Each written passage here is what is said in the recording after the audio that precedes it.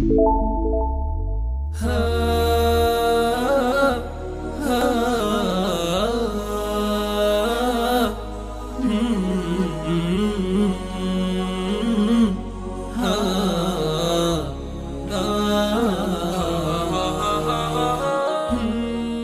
selanjutnya, doa apabila merasa takut dan kesepian ketika tidur, termasuk mimpi buruk atau gelisah, nggak bisa tidur malam, ya, sering menghayal sesuatu, menghayal pertengkaran, menghayal hal-hal yang menakutkan, sering mendengar suara, sebenarnya suara itu biasa saja, dianggap kayak suara yang bermasalah buat dia, gitu kan? Maka ini doanya, agar semua was-was itu hilang.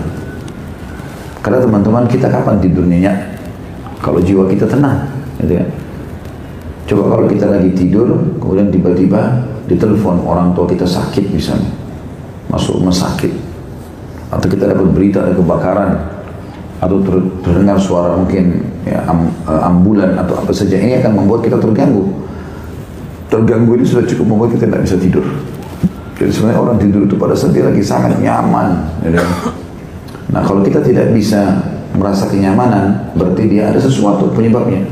Sementara Allah Subhanahu wa taala menyatakan, "Wa ja'alna al-laila libasa," dan kami jadikan malam sebagai pakaian, tenang.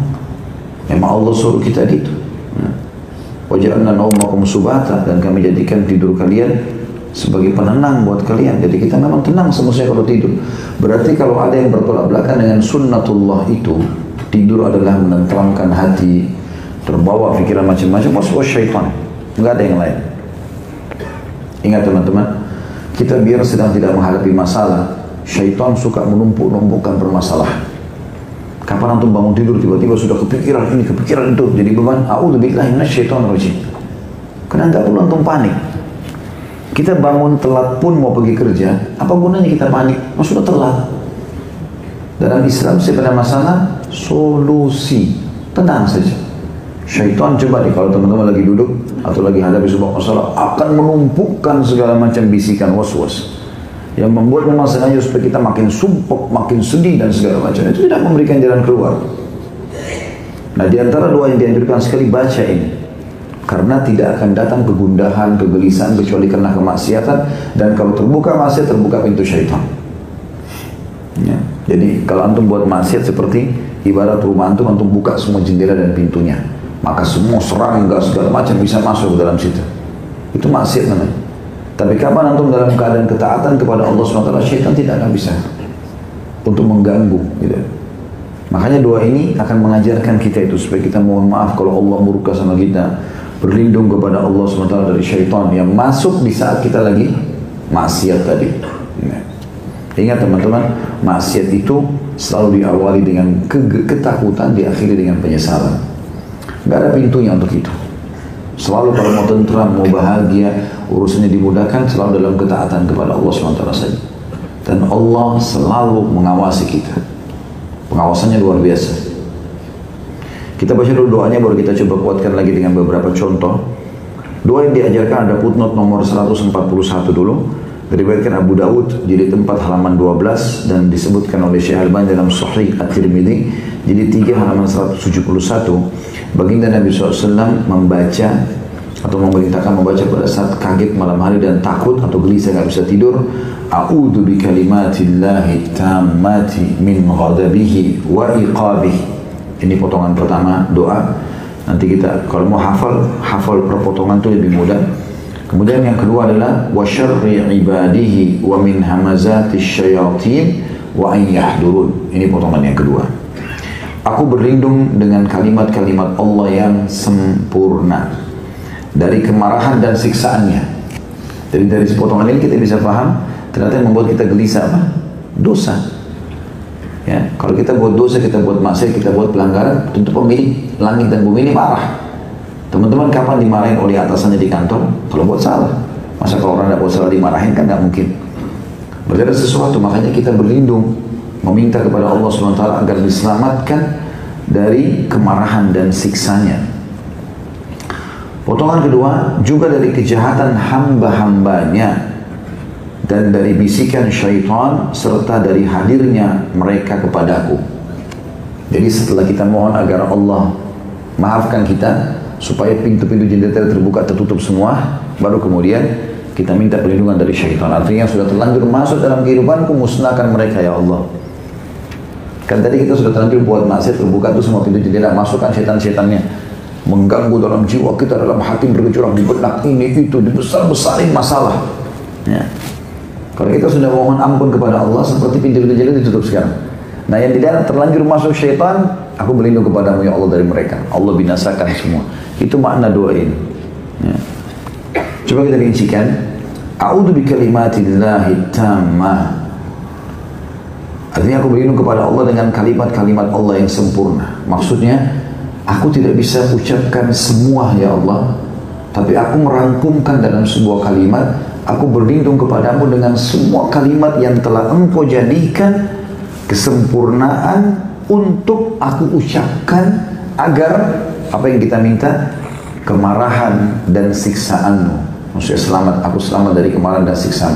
Jadi kalau ada kalimat yang harus aku ucapkan tapi aku nggak paham, sehingga itu bisa meredam murkamu ya Allah, anggap aku sudah mengucapkannya.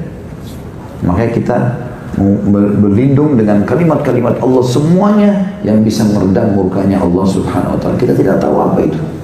Misal kita kerja di kantor, mungkin ada kalimat, ada satu pengakuan, ikrar kepada atasan kita yang membuat dia rendah.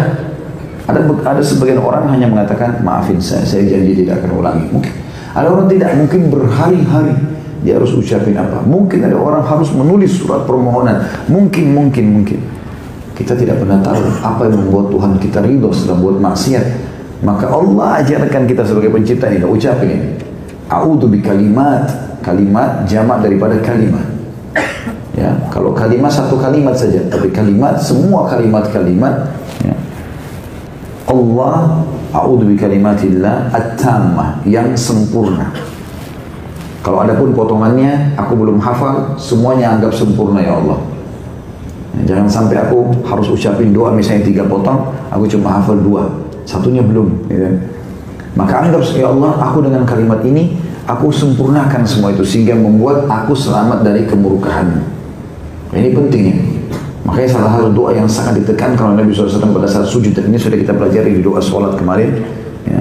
A'udzu biridhaka min sakhtik wa bimu'afatika min 'uqubatik. Fabika minka la uhsi thana'an 'alaika anta kama athnaita 'ala nafsik. Ini di antara doa yang ditekankan Nabi SAW dibaca pada saat sujud. Jadi 3 potong doa itu ya, kita minta ya Allah, aku berlindung kepadamu dari kemurkaanmu, gitu kan? Dan aku minta dengan keridhoanmu agar aku selamat dari siksamu, dan aku memujimu sebagaimana layak kau dipuji sampai mau menerima pujian tersebut. Kemudian wa syarri ibadihi, dan semua kejahatan hamba-hamba, apapun sifatnya, apakah itu manusia, hewan kah, jin kah, yang kira-kira karena kelalaian dan dosaku ini bisa membuat mereka menguasaiku. Aku berlindung kepadamu dari mereka. Wa min hamazatis syayatin. Hamazat jamak daripada hamazah ya. Ini adalah gangguan atau bisikan-bisikan ya, yang akhirnya membesar-besarkan masalah. Pokoknya kapan teman-teman lagi hadapi masalah, terus kita duduk merenung sendiri, berkecamuk segala macam hal di benak kita, syaitan itu. Memang dia membuat kita panik, kita bingung. Bahkan dalam keadaan panik itu, dia gunakan kesempatan justru untuk mencelakakan kita. Bunuh saja, jalan pintas apa gitu ya.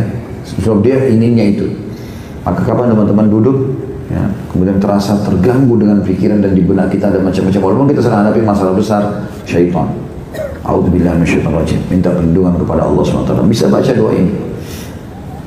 Kemudian syaitan jamak daripada syaitan, berarti semua jenis syaitan, ya.